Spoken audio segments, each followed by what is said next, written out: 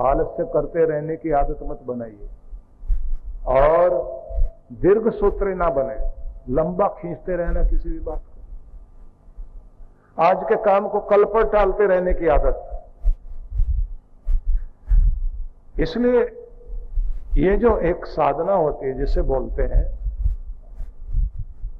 चांद्रायण तप, इसमें यही साधना होती है। चुने हुए 16 गुण,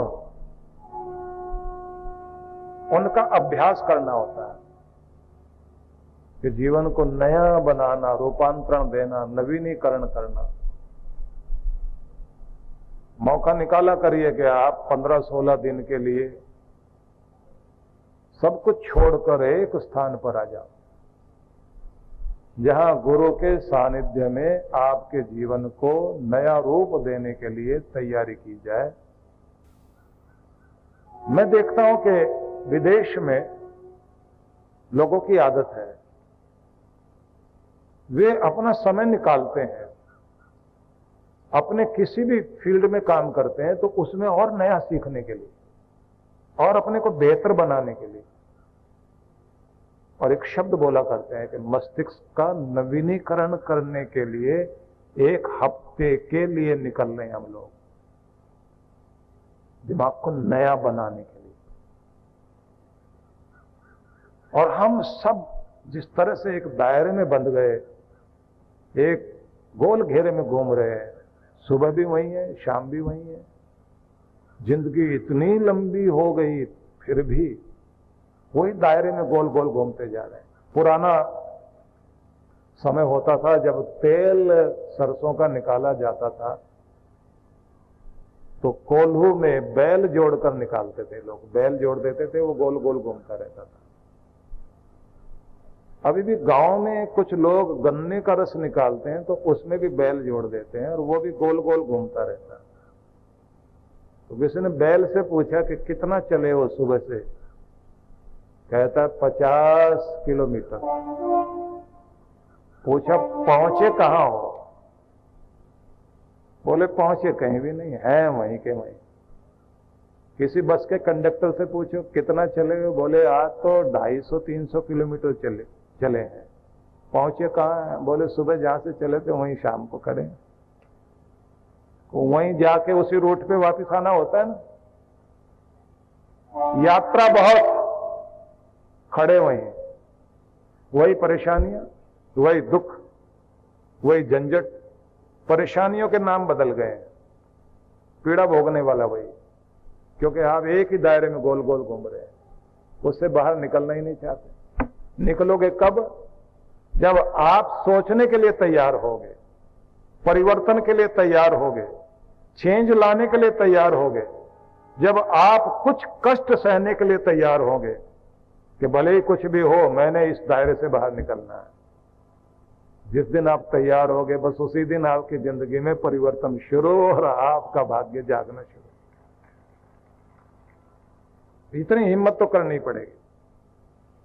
कभी कभी प्रकृति अपने आप कुछ ऐसा करती है, पुरानी नौकरी छुड़वा देगी, कहीं से धक्का दिलवा देगी और आदमी रोएगा बैठकर, मैं इतने अच्छे से यहां रह रहा था, अब मुझे यहां से हटा दिया भगवान ने। और बाद में उसको 6 महीने 8 महीने परेशान हुआ और उसके बाद कोई बड़ा काम मिला उसे।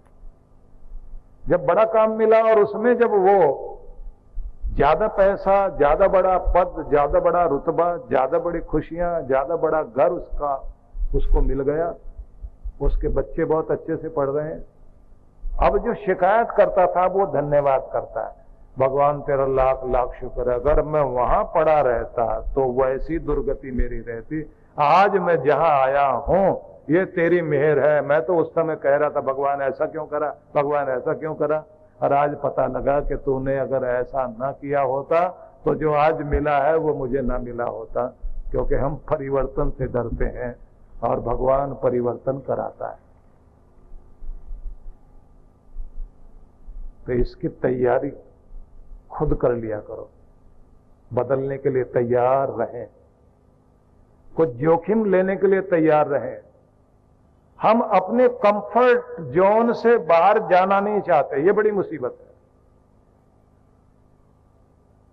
वो कोई भी जिसे आप डेंजर जोन कहते हैं ना, उस तरफ तो देखना भी नहीं चाहता, खतरे वाली जगह है, इधर जाएंगे पता नहीं क्या हो जाए।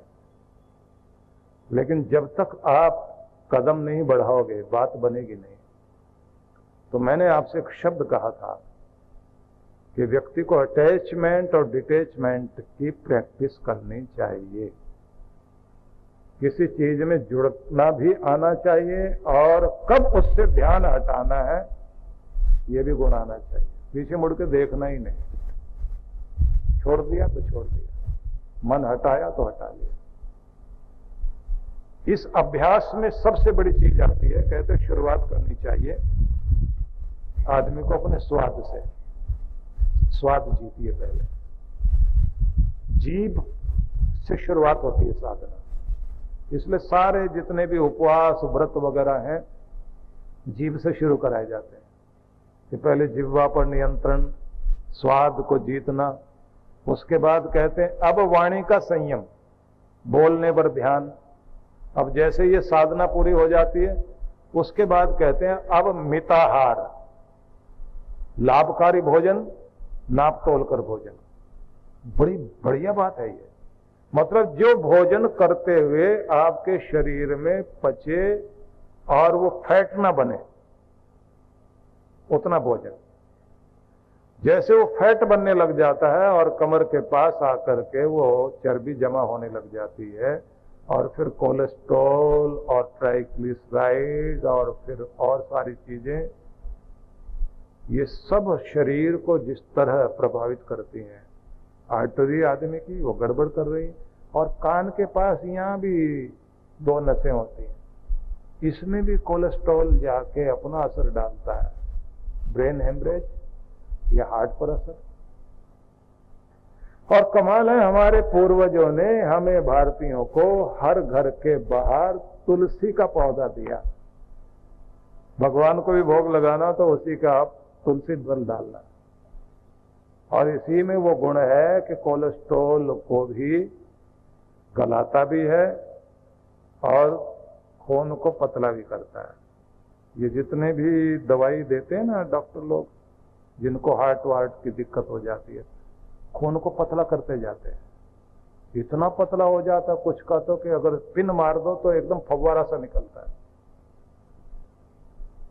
क्योंकि ऑक्सीजन नहीं जा पा रही होती हार्ट में, ब्लड सर्कुलेशन नहीं ठीक हो पा रहा होता, तो फिर वो खून को पतला करते हैं। तो आपके यहां कितनी अच्छी व्यवस्था दी गई। तुलसी अद्भुत काम करती है। इसी तरह से काम करती लहसुन, लेकिन ये धार्मिक और भक्त लोगों के लिए मुश्किल रहती है। तो कहते हैं ना, सुबह आप शहद में मिला के चबा के खा लें। जिनको ऐसे भी नहीं खानी होती तो उन्हें घी में तल के और अपने सब्जी वगैरह रोटी के साथ जब खाते हैं तो फिर आपको 8-10 कलियां चबानी चाहिए। लेकिन मैं उसके लिए न कह करके आपको कहूंगा 5 तरह की जो तुलसी होती है ना, इन 5 तुलसियों का जो अर्क होता है वो पानी में लिया जाए, लाभ देता है। और लोग तो बहुत प्रयोग करके दिखाते हैं। लेकिन महत्वपूर्ण बात यह है कि जो घी तेल खाया जाए, उस घी तेल को भी पचाने के लिए आपको 3 तरह की एक्सरसाइज तो जारी रखनी चाहिए। कार्डियो एक्सरसाइज और योग बॉडी को फ्लेक्सिबल बनाने के लिए, और प्राणायाम। और एक नियम होना चाहिए कि भोजन के आधा घंटा बाद आप गर्म पानी लें। जैसे चाय पीते हैं ना, ऐसे सिप ले लेके। जापानियों ने 17 तरह की चाय बनाई। उसमें वो लोग जो है तरह तरह का फ्लेवर बनाए रखने के लिए जड़ी बूटियां डालते हैं। चीनी लोगों का भी यही अभ्यास है। चीन में आपको ठंडा पानी नहीं मिलेगा पीने के लिए, गर्म पानी सब जगह। इसलिए चीनी लोगों को आप देखेंगे उनके एक तो टमाटर बहुत खाते हैं। टमाटर का मतलब ये होता है चेहरा टमाटर जैसा करना, सलवट ना पड़े चेहरे पे, तो टमाटर बहुत खाते हैं। और पानी बहुत पीते हैं, गर्म पानी ज्यादा। हालांकि बहुत सारा दिन गर्म ही पानी पियोगे तो आंतें कमजोर होंगी, क्योंकि साइड इफेक्ट नहीं बताते ना लोग। लेकिन भोजन के आधा घंटा बाद अगर आप 1 कप गर्म पानी का लेते हैं, जादू जैसा असर करेगा, घी तेल को भी निकालेगा बाहर। कृष्ण भगवान जब ये कहते हैं लघवाशी, मतलब मिताहार करने वाले बनो, विभक्त से भी, और एकांत को चुनो, जिस एकांत में तुम परम की आवाज को सुन सको, उस प्यारे की, दुनिया की आवाज ना आए। तुम उस अंतर्वीणा को सुनना शुरू करो, जो नाद इस धरती में गूंज रहा है, आसमानों में गूंज रहा है। शांत होकर के आप उस ध्वनि को सुनना शुरू करें, अंदर शांति उतरनी शुरू हो जाती है। और कमाल तो तब होता है जब आप बहुत शांत होकर किसी मूड में बैठे हों और आपको अपने विषय के अनुसार नया आइडिया आता है। आप जो भी काम करते हैं उसका नया आइडिया,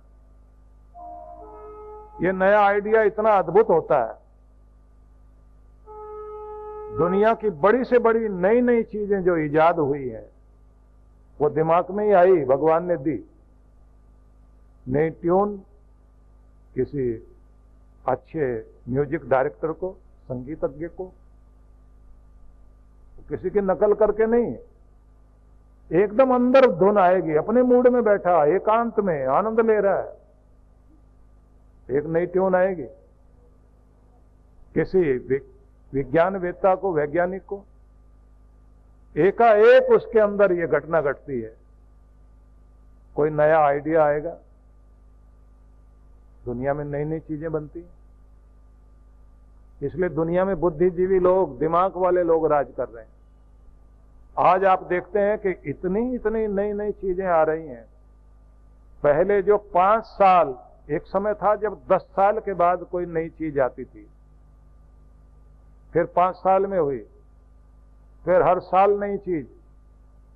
अब तो 3 महीने भी नहीं होते, इतना जल्दी संसार बदलता जा रहा है।